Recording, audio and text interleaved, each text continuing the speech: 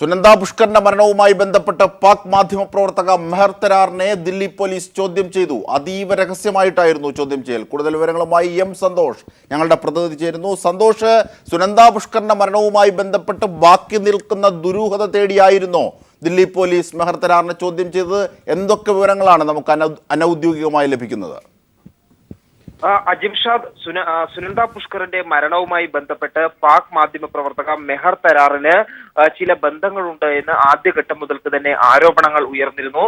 സുനന്ദ പുഷ്കർ മരിക്കുന്നതിന് 2 ദിവസം മുൻപ് ട്വിറ്റർ വഴി മെഹർ തരാറും സുനന്ദ പുഷ്കറും തമ്മിൽ ചില വിഷയങ്ങളിൽ തർക്കങ്ങൾ ഉടലെടുക്കുകയും ചെയ്തിരുന്നു. ലോക്സഭാംഗം ശശി തരൂരിന് മെഹർ തരാറുമായി ചില ബന്ധങ്ങൾ ഉണ്ടായിരുന്നു. ഇത് സുനന്ദ പുഷ്കറും തരൂരുമായിട്ടുള്ള തർക്കങ്ങളിലേക്ക് നീങ്ങുകയും ഇത് പിന്നീട് ഈ പ്രശ്നങ്ങൾ സൃഷ്ടിക്കുകയും ചെയ്തു എന്ന് നേരത്തെ ഉയർന്ന ആരോപണമുണ്ട്. ഇത് ശരിവെക്കുന്ന തരത്തിലാണ് ഇപ്പോൾ ദില്ലി പോലീസ് മെഹർ തരാറിനെ ചോദ്യം ചെയ്തിരിക്കുന്നത്. 2 മാസം മുമ്പാണ് ദില്ലിയിലെ ഒരു 5 നക്ഷത്ര ഹോട്ടലിൽ വെച്ച് മെഹർ തരാറിനെ അതീവ രഹസ്യമായി ചോദ്യം ചെയ്തത്. എന്നാൽ ഈ വിശദാംശങ്ങൾ പോലീസ് പരസ്യമാക്കിയിരുന്നില്ല. എന്നാൽ ഇപ്പോഴാണ് ഇത് സംബന്ധിക്കുന്ന വിശദാംശങ്ങൾ പുറത്തു വരുന്നത്. ഈ വിഷയത്തിൽ ഈ ചോദ്യം ചെയ്യലിന്റെ ഭാഗമായി മെഹർ തരാറിന് പോലീസ് നോട്ടീസ് അയക്കുകയും ഇതിന്റെ ഭാഗമായി മെഹർ തരാർ ഇന്ത്യയിലെത്തി വിവരങ്ങൾ കൈമാറുകയും ചെയ്യുകയായിരുന്നു. എന്നാൽ ഈ ചോദ്യം ചെയ്യലിൽ ശശി തരൂരുമായി അത്തരത്തിലുള്ള ഒരു ബന്ധവും ഇല്ല എന്ന് മെഹർ തരാർ വ്യക്തമാക്കിയതായുള്ള വിവരങ്ങളാണ് ലഭ്യമാകുന്നത്. ഏതായാലും ഈ കേസിന്റെ ഈ സുനന്ദ പുഷ്കർ കൊല്ലപ്പെട്ട കേസിന്റെ അന്വേഷണം ഇതുവരെയും എങ്ങും എത്തിയിട്ടില്ല എന്നുള്ള ഒരു കാര്യം കൂടിയുണ്ട്. പ്രത്യേകിച്ചും ഈ ആന്തരിക അവയവ പരിശോധനയുമായി ബന്ധപ്പെട്ട് ഏത് വിഷാംശം അകത്തു ചെന്നിട്ടാണ് സുനന്ദ പുഷ്കർ മരണപ്പെട്ടത് എന്നുള്ള കാര്യം വ്യക്തമായിട്ടുണ്ടെങ്കിലും ഏത് വിഷമാണ് എന്നതിനെ സംബന്ധിച്ച വിവരങ്ങൾ ഇതുവരെ ലഭ്യമായിട്ടില്ല. വീണ്ടും ഇത് പരിശോധനയ്ക്കായി അമേരിക്കയിലെ ലാബിലേക്ക് അയക്കാനാണ് അന്വേഷണ സംഘം തീരുമാനിച്ചിട്ടുള്ളത്. ഏതായാലും നേരത്തെ തന്നെ ഈ കേസുമായി ബന്ധപ്പെട്ട് ശശി തരൂരിനെയും ചോദ്യം ചെയ്തിരുന്നു. ഈ കേസ് വൈകാതെ തന്നെ ഇതിന്റെ അന്വേഷണം പൂർത്തിയാകും എന്നാണ് ദില്ലി പോലീസ് ആവർത്തിച്ച് വ്യക്തമാക്കിക്കൊണ്ടിരിക്കുന്നത്. അജിംഷാദ്. ശരി, സന്തോഷ് എം ആണ് വിവരങ്ങൾ നൽകിയത്. മെഹർ തരാറിനെ, പാക് മാധ്യമപ്രവർത്തക മെഹർ തരാറിനെ ദില്ലി പോലീസ് അതീവ രഹസ്യമായി ചോദ്യം ചെയ്തു. സുനന്ദ പുഷ്കറിന്റെ മരണവുമായി ബന്ധപ്പെട്ട് ആണ് ദില്ലി പോലീസിന്റെ ചോദ്യം ചെയ്യൽ. ഇതിന്റെ വിവരങ്ങളാണ് സന്തോഷ് നൽകിയത്. ഇനി ഒരിക്കൽ കൂടി നിയമസഭയിലേക്ക് ചോദ്യോത്തരവേള പുരോഗമിക്കുകയാണ്. അവിടെ വെച്ച് തന്നെയാണ് നമ്മൾ ലാറ്റക്സ് മിക്സ് ചെയ്യുന്നത്. അപ്പോൾ ഈ പ്ലാസ്റ്റിക്കിൻ്റെ ഉപയോഗം വ്യാപകമാക്കാൻ ഉദ്ദേശിക്കുകയാണെങ്കിൽ ഈ റിസർച്ച് വിങ്ങിനെ കൊണ്ട് ഈ കാര്യത്തിൽ ഗൗരവമായൊരു പഠനം നടത്തി ഇത് നമ്മുടെ റിഫൈനറി വെച്ച് തന്നെ നമുക്ക് മിക്സ് ചെയ്യാൻ വേണ്ടിയുള്ള സംവിധാനത്തെക്കുറിച്ച് കൂടെ ഗൗരവമായിട്ട് ഗവൺമെൻറ് ആലോചിക്കുമെന്നുള്ളതാണ് എൻ്റെ ചോദ്യം. ഇപ്പോൾ 18 റോഡുകൾ 2006, 2013, 2014 നിർമ്മിച്ച കാര്യം ഇവിടെ പ്രസ്താവിച്ചുവല്ലോ. അത്ര പ്രശ്നങ്ങളൊന്നും അന്ന് വന്നതായിട്ടുണ്ടാകില്ല. പക്ഷേ ലാർജ് സ്കെയിലാകുമ്പോൾ ഉണ്ടാകാം, പാരിസ്ഥിതിക പ്രശ്നം ഉണ്ടാകാം. അതെല്ലാം സാങ്കേതികമായി പരിഹരിക്കാൻ ഏർപ്പെടുക. ശ്രീ എ പ്രദീപ് കുമാർ. സർ, ഈ റോഡിൻ്റെ ഉപരിതലം ഏറ്റവും സ്ട്രെങ്തൻ ചെയ്യുന്ന bitumen macadam, bitumen concrete technology ഇപ്പോൾ ഉപയോഗിച്ച് വരുന്നു. ഇപ്പോൾ പ്ലാസ്റ്റിക് മിശ്രണത്തെക്കുറിച്ചൊക്കെ ചർച്ച ചെയ്തു. സർ റോഡെന്ന് പറഞ്ഞാൽ ഇത് മാത്രമല്ലല്ലോ, ജനങ്ങൾക്ക് വളരെ സൗകര്യപ്രദവും സൗന്ദര്യമുള്ളതായിട്ടുള്ള റോഡ് അവരുടെ അവകാശമാണ്. ഇപ്പോൾ കാൽനട യാത്രക്കാരുൾപ്പെടെ താല്പര്യം സംരക്ഷിക്കണം. സർ, അതിന് നമ്മുടെ PWDയിൽ ഇപ്പോൾ ഡിസൈൻ ചെയ്യുന്നതെന്ന് അദ്ദേഹം പറഞ്ഞതിനോട് എനിക്ക് യോജിപ്പില്ല. ഡിസൈനിങ് മാത്രമാണ് നടക്കാത്തത്. അതിനുള്ള ഒരു ആർക്കിടെക്ചർ ഡിപ്പാർട്ട്മെൻറ്റ് PWDക്ക് ഉള്ളത് വളരെ ദുർബലമാണ്. അപ്പോൾ അതുകൊണ്ട് സർ, നമുക്ക് ഡ്രെയിനേജും സർവീസ് ഡക്റ്റുകളും അതുപോലെ സൈനേജസും എല്ലാം ഉൾപ്പെടുന്ന ഭംഗിയുള്ള വിദേശത്തൊക്കെ കാണുന്ന പോലുള്ള റോഡുകൾ ഇവിടെ ഡിസൈൻ ചെയ്യണമെങ്കിൽ ഒന്നുകിൽ നമ്മുടെ ഡിപ്പാർട്ട്മെൻറ്റിനെ സ്ട്രെങ്തൻ ചെയ്യണം, ആർക്കിടെക്ട് വിങ്ങിനെ സ്ട്രെങ്തൻ ചെയ്യണം, അല്ലെങ്കിൽ ടൂറിസം ഡിപ്പാർട്ട്മെൻറ്റൊക്കെ ചെയ്യുന്നത് പോലെ ഔട്ട്സോഴ്സ് ചെയ്യണം, എംപാനൽ ചെയ്യണം. ഈ നിലയിൽ നമുക്ക് ക്വാളിറ്റിയുള്ള റോഡുകൾ, അത് ഭംഗിയുള്ള റോഡുകൾ ഉറപ്പാക്കുന്നതിനുള്ള നടപടി അങ്ങ് സ്വീകരിക്കുമോ എന്നാണ് സർ അറിയേണ്ടത്. തീർച്ചയായിട്ടും എൻജിനീയറിംഗ് എസ്തെറ്റിക്സിൻ്റെ 100% അഭാവമാണ് ദീർഘകാലമായി കേരളത്തിലെ നിർമ്മാണ വ്യവസ്ഥയിലുള്ളത്. വിശദാംശങ്ങൾ പോകുന്നില്ല. ആശുപത്രികൾ പണിയുന്നതും രജിസ്ട്രാർ ഓഫീസ് പണിയുന്നതും കലക്ട്രേറ്റ് പണിയുന്നതും കോളേജ് പണിയുന്നതെല്ലാം ഒരേ തരത്തിലാണ്. ആ എൻജിനീയറിംഗ് എസ്തെറ്റിക്സ് ഡിഫറൻ്റ് ആണെന്ന് വരുന്നില്ല. ഹോസ്പിറ്റൽ എസ്തെറ്റിക്സ് ഇല്ലേ, ഇങ്ങനെ 10ഉം 15ഉം വയർ ട്യൂബുകൾ ഇങ്ങനെ ഒരുപോലെ വെച്ച് ഭിത്തിയിൽ വെച്ചിരിക്കുന്ന, അത് നോക്കിയാണ് രോഗി കിടക്കുന്നത്. സാധാരണഗതിയിൽ മരിക്കാൻ കിടക്കുന്ന രോഗി 4 ദിവസം മരിക്കും. ഇത് കണ്ട കാരണം ഭീകരമായ സ്ഥിതി. ഇതൊക്കെ എന്തുകൊണ്ട് സംഭവിക്കുന്നുള്ള ചർച്ച ചെയ്യാം, വേറെ ചർച്ച ചെയ്യാം. ഇതിന് മാറ്റം വരുത്തണം. ഡിസൈനിങ് വിങ് വളരെ ശക്തിപ്പെടുത്താൻ തീരുമാനിച്ചിരിക്കുകയാണ്. ആർക്കിടെക്ചറൽ വിങ് ശക്തിപ്പെടുത്താൻ തീരുമാനിച്ചു. ഇതിൻ്റെ അടിസ്ഥാനമാണ്, എഞ്ചിനീയറിംഗിൻ്റെ അടിസ്ഥാനമാണ്. എല്ലാ കാര്യത്തിലും നല്ല നിലവാരമുണ്ട്. 1200ഓളം വരുന്ന മുഴുവൻ എഞ്ചിനീയർമാരെയും സെനറ്റ് ഹാളിൽ വിളിച്ചിരുന്നു. 5 പേരൊഴിച്ച് മുഴുവൻ ആളും വന്നു. അത്ഭുതകരമാണ്. 10 മണിക്ക് വരാமல் എല്ലാവരും 9 മണിക്ക് വന്നിരിക്കുകയാണ്. ലോകപ്രസ്ഥാനം ഈ ശ്രീധരൻ 1.5 മണിക്കൂർ അവരോട് സംസാരിച്ചു. അദ്ദേഹം സംസാരിച്ചപ്പോൾ ഒരു വിമർശനം പറഞ്ഞതിനെപ്പറ്റി കോൺട്രാക്ടർമാർ പറഞ്ഞു. ഒരു വിമർശനം അദ്ദേഹം പറഞ്ഞില്ല. എല്ലാം കോളേജ് പഠിച്ചതുപോലെയും ജനങ്ങളുടെ ആവശ്യപ്രകാരവും ബഹുമാനപ്പെട്ട മെമ്പർ സൗന്ദര്യാത്മകമായി നിർമ്മിക്കണമെന്നേ പറഞ്ഞുള്ളൂ. ഗവൺമെൻറ്റിനോട് യോജിക്കണം. ഒരു മാറ്റം തീർച്ചയായിട്ടും ഇനി അങ്ങോട്ട് വരണം. ഇതുവരെ നല്ല കാര്യങ്ങളൊക്കെ നടന്നിട്ടുണ്ട്. എല്ലാം മോശമാണെന്നൊന്നും പറയാൻ പറ്റില്ല. പക്ഷേ കാഴ്ചപ്പാട് ഔട്ട്സോഴ്സിംഗ് ആലോചിക്കാം. നമ്മുടെ എഞ്ചിനീയർമാർ 1100 പേരുണ്ട്. ഞാൻ ഓടിച്ചോടെ തന്നെ പറഞ്ഞല്ലോ. ബഹുമാനപ്പെട്ട മെമ്പർ പോയി നോക്കുകയാണെങ്കിൽ ഒരു ഔട്ട്സോഴ്സിങ്ങിൻ്റെ ആവശ്യമില്ല. അല്ല, ഒരു ഔട്ട്സോഴ്സിങ്ങിൻ്റെ ഈ ഡിപ്പാർട്ട്മെൻറ്റിൽ തന്നെ കഴിവിട്ട ആളുകളുണ്ട്. അത് തികയാതെ വരികയാണെങ്കിൽ അങ്ങ് പറയുന്നത് തീർച്ചയായിട്ടും സ്വീകരിക്കും. ഇപ്പം തന്നെ നമ്മുടെ റോഡ് ഫണ്ട് ബോർഡ് മറ്റേത് മറിച്ചത് അതെല്ലാം തന്നെ ഇതുപോലെ ഔട്ട്സോഴ്സ് കൊടുക്കുന്നുണ്ട്. ഇപ്പം തന്നെ ഉണ്ട്. സിറ്റി ഇംപ്രൂവ്മെൻറ്റ് പ്രോജക്റ്റിലത്തെ മനോഹരമായ റോഡ് ട്രിവാൻഡ്രത്ത് ഇപ്പോൾ അത് പൂർത്തിയാവാറായി. ഓപ്പണിംഗ് ചെയ്യാൻ പോകും 2 മാസത്തിനുള്ളിൽ. എത്ര മനോഹരമായിട്ടാണ്. അപ്പോൾ ഇവിടെ നടക്കുന്നുണ്ട്. പണം കൊടുക്കണം.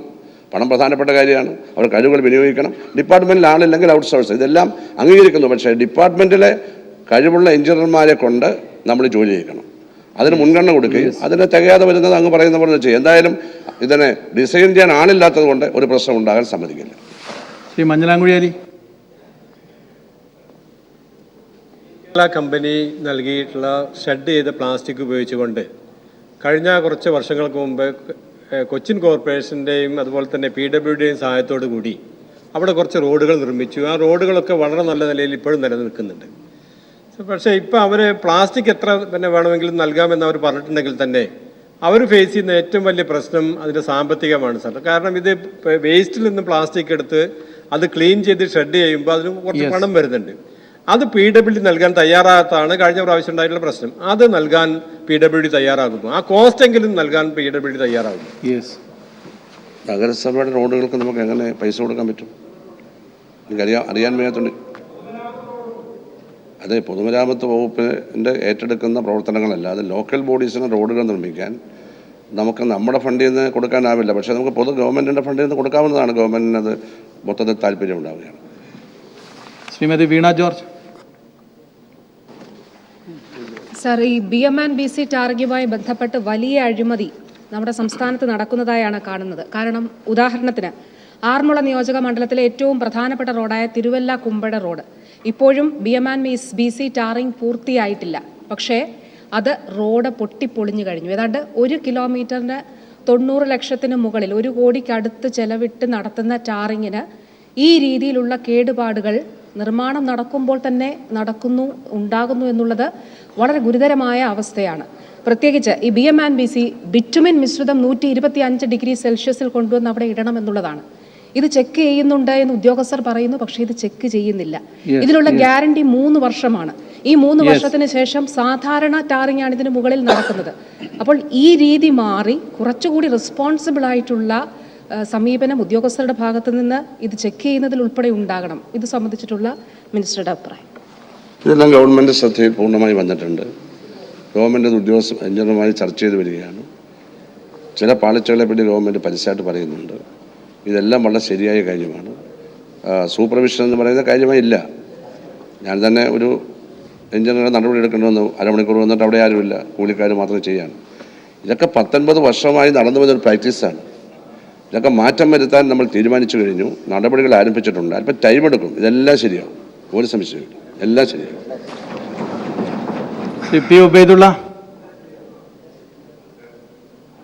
നമ്മൾ ഈ പ്ലാസ്റ്റിക് മാലിന്യം ഇല്ലാതാക്കുന്നതിൻ്റെ ഭാഗമായി മാലിന്യം പൊടിക്കുന്നതിന് വേണ്ടി കോർപ്പറേഷനുകളിൽ ഷെഡിംഗ് മെഷീനുകൾ സ്ഥാപിച്ചിട്ടുണ്ട് സർ. എന്നാൽ പല കോർപ്പറേഷനുകളിലും ഇത് വേണ്ട രീതിയിൽ വിനിയോഗിക്കപ്പെടുന്നില്ല. ഈ കാര്യം സർക്കാരിൻ്റെ ശ്രദ്ധയിൽപ്പെട്ടിട്ടുണ്ടോ? അപ്പോൾ ഈ സംവിധാനം മാലിന്യ സംസ്കരണത്തിനും നമ്മുടെ റോഡ് നിർമ്മാണത്തിനും വേണ്ടി കൂടുതൽ ഫലപ്രദമായി വിനിയോഗിക്കാൻ എന്തെങ്കിലും നടപടി സർക്കാരിൻ്റെ ഭാഗത്തുണ്ടാകുമോ സർ? പ്ലാസ്റ്റിക്കിൻ്റെ നമ്മൾ ചർച്ച രണ്ടാമത്തെ ചോദ്യം തന്നെ അതല്ലേ. പ്ലാസ്റ്റിക് ഇല്ലാതെ വരും. ഇവിടെ റോഡ് നിർമ്മിച്ച് തുടങ്ങട്ടെ. പ്ലാസ്റ്റിക് ഇല്ലാതെ വരും. കയർ ഫാക്ടറികൾ പുതുതായിട്ട് തുടങ്ങേണ്ടി വരും. ജിയോ ടെക്സ്റ്റൈൽ കിട്ടില്ല. എന്താ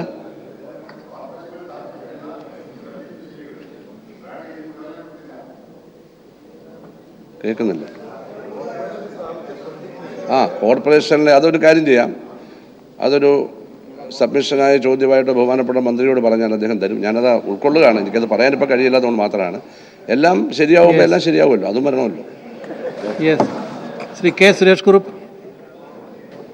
സർ, PWD വകുപ്പ് നമ്മുടെ നാട്ടിലെ ഏതൊരു ദുരന്തമുണ്ടാകുമ്പോഴും ആദ്യം ഓടിയെത്തുക സ്വാഭാവികമായും സമീപ പ്രദേശത്തുള്ള ജനങ്ങളാണ്. നേരിട്ടവരതിൽ ഇടപെടുകയും എല്ലാവിധത്തിലുള്ള പ്രവർത്തനങ്ങളെ സംഘടിപ്പിക്കുകയും രക്ഷാപ്രവർത്തനം നടത്തുകയും ചെയ്യുന്നുവെന്ന പ്രത്യേകത നമ്മുടെ സംസ്ഥാനത്തുണ്ട്. എന്നാൽ ഇവിടെ ഞാൻ ചൂണ്ടിക്കാണിച്ച സംസ്ഥാന ദുരന്ത പ്രതികരണ സേന അത് സംസ്ഥാനത്തും ജില്ലാ തലങ്ങളിലും എല്ലാം രൂപീകരിക്കുന്നതിനുള്ള സംവിധാനങ്ങൾ നടന്നു വരുന്നു, അല്ലെങ്കിൽ അതിൻ്റെ പ്രവർത്തനങ്ങൾ നടക്കുന്നുണ്ട്. തീർച്ചയായും പ്രാദേശികമായി നടത്താവുന്ന ഇത്തരം സംവിധാനങ്ങളെക്കുറിച്ചുകൂടി ആലോചിക്കാവുന്നതാണ്. ഈ ടാങ്കർ ലോറി അപകടങ്ങൾ കേരളത്തിൽ ഇടയ്ക്കിടയ്ക്ക് സംഭവിക്കുന്നുണ്ട്.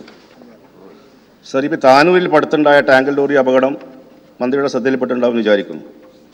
ഇത്തരത്തിൽ അപകടത്തിൽപ്പെടുന്ന ടാങ്കർ ലോറികളിൽ നിന്നും പുറത്തു വരുന്ന വിഷവാതകങ്ങൾ അതുമൂലമുണ്ടാകുന്ന അപകടങ്ങൾ നേരിടാൻ നിയന്ത്രിക്കാൻ ആവശ്യമായ സാങ്കേതിക സംവിധാനങ്ങൾ സർക്കാർ തലത്തിൽ ഇല്ല എന്നുള്ളതാണ് മനസ്സിലാക്കുന്നത്. ഉണ്ടെങ്കിൽ തന്നെ അത് അപര്യാപ്തവുമാണ്.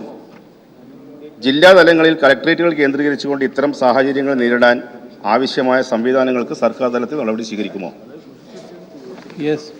സർ, ഇവിടെ ചൂണ്ടിക്കാണിച്ച ഈ വിഷയം ജില്ലാ തലത്തിൽ, സംസ്ഥാന തലത്തിലും ജില്ലാ തലത്തിലുമുള്ള ദുരന്ത പ്രതികരണ സേന, ആ സേനാ വിഭാഗത്തിനെങ്കിൽ ഇത്തരം ആധുനികമായ സംവിധാനങ്ങൾ കൂടി ഉറപ്പുവരുത്തുന്നതിനുള്ള നടപടികളുമായി മുന്നോട്ട് പോകാനാണ് ആലോചിക്കുന്നത്. എന്നെ നെല്ലിക്കുന്നു. സർ, ഞാനും ബഹുമാനപ്പെട്ട മന്ത്രിയും ഞങ്ങളുടെ ജില്ലയുടെ എല്ലാ ദുഃഖങ്ങളും പങ്കുവെക്കുന്ന ആളുകളാണ്.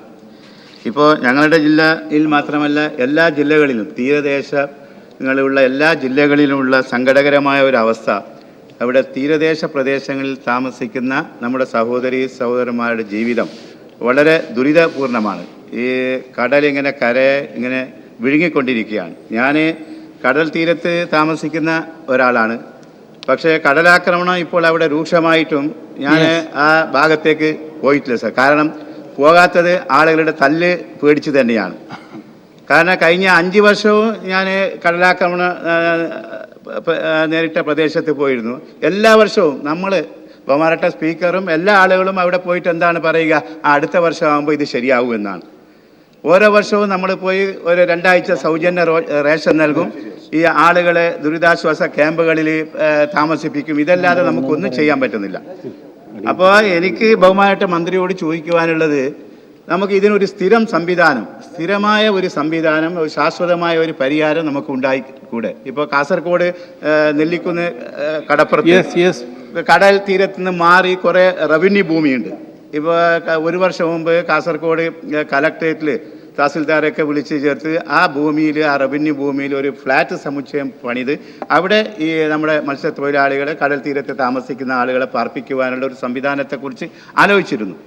അപ്പോൾ ഇതിന് സർക്കാരിൻ്റെ ഭാഗത്തു നിന്ന് എന്ത് സഹായമാണ് കിട്ടുക എന്നതിനെക്കുറിച്ച് ബഹുമാനപ്പെട്ട എൻ്റെ നാട്ടുകാരനായ മന്ത്രി വ്യക്തമാക്കണമെന്നാണ് എനിക്ക് അപേക്ഷിക്കാനുള്ളത്. മറ്റൊന്ന്, നമ്മുടെ ഇടിമിന്നൽ, ഒരു ചോദ്യം, ഇടിമിന്നൽ ഇപ്പോൾ പ്രകൃതി ഗവൺമെന്റ് ഉൾപ്പെടുത്തിയില്ല. അപ്പോൾ സംസ്ഥാന ഗവൺമെന്റ് ഈ കാര്യത്തിൽ എന്ത് തീരുമാനമാണ് എടുത്തതെന്ന് കൂടി വ്യക്തമാക്കാമോ?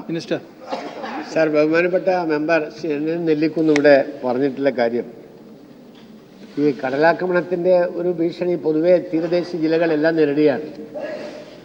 ആ തീരദേശത്ത് നിന്ന് അവരെ മാറ്റിപ്പാർപ്പിക്കുക എന്ന് പറയുന്നത് സാധാരണഗതിയിൽ അവിടെ താമസിക്കുന്ന ആളുകൾ ഇഷ്ടപ്പെടുന്ന കാര്യമല്ല. അവരെ വളരെ അകലേക്ക് മാറ്റാൻ ഒരിക്കലും അവർ തയ്യാറാവില്ല. അവരുടെ ഉപജീവന മാർഗം തന്നെ മത്സ്യബന്ധനവും അതുമായി ബന്ധപ്പെട്ട കാര്യങ്ങളുമാണ്. അതുകൊണ്ട് തന്നെ സ്വാഭാവികമായി എല്ലാ പ്രദേശങ്ങളിലും ഇതുപോലെ ഭൂമി ലഭ്യമാകുമെന്ന് പറയാനും കഴിയില്ല. ഫ്ലാറ്റ് നിർമ്മിക്കാനുള്ള സൗകര്യങ്ങൾ ഉള്ളയിടങ്ങളിൽ നിർമ്മിക്കുന്നതിനും അവരെ മാറ്റിപ്പാർപ്പിക്കുന്നതിനെ കുറിച്ചും ആലോചിക്കുന്നതിൽ കുഴപ്പമില്ല. തീർച്ചയായും ഫിഷറീസ് വകുപ്പ് ഉൾപ്പെടെയുള്ള വകുപ്പുമായി ബന്ധപ്പെട്ട് അതല്ലാത്ത ചില പ്രദേശങ്ങളിൽ ഭൂമി കണ്ടെത്തി അവർക്ക് പ്രത്യേകമായ വീട് വെച്ച് കൊടുക്കുന്നതിനുള്ള സംവിധാനങ്ങൾ കൂടി നടത്തേണ്ടി വരും. അതല്ലാതെ കടലാക്രമണത്തെ ശക്തമായി നേരിടാൻ മറ്റു ഒരുപാട് കാര്യങ്ങൾ ഇവിടെ ഇപ്പോൾ ചൂണ്ടിക്കാണിക്കുന്നുണ്ട്. കല്ലിടുന്നത് കൊണ്ട് മാത്രം പ്രശ്നത്തിന് ശാശ്വത പരിഹാരമാവുന്നില്ല. കാറ്റാടി വെച്ച് പിടിപ്പിക്കുന്ന ഉൾപ്പെടെയുള്ള കാര്യങ്ങൾ ഒരു വലിയ അളവിൽ ഇതിനെ പ്രതിരോധിക്കാൻ സാധ്യമാകുമെന്ന അഭിപ്രായമുണ്ട്. അവസാനമായി പറഞ്ഞിട്ടുള്ള കാര്യങ്ങൾ, ഇടിമിന്നൽ ഉൾപ്പെടെയുള്ള കാര്യങ്ങളിൽ ദുരന്ത നിവാരണ പ്രവർത്തനങ്ങളെ പ്രതികരണത്തിൻ്റെ ഭാഗമായി വകുപ്പ് ഇപ്പോൾ കേരളത്തിൽ കേന്ദ്ര ഗവൺമെൻറ് അനുവദിക്കുന്നില്ലെങ്കിലും കേരള ഗവൺമെൻറ് അതിനെ കൂടി ഇതിൽ ഉൾപ്പെടുത്തിയിട്ടുണ്ട് എന്ന കാര്യമാണ്.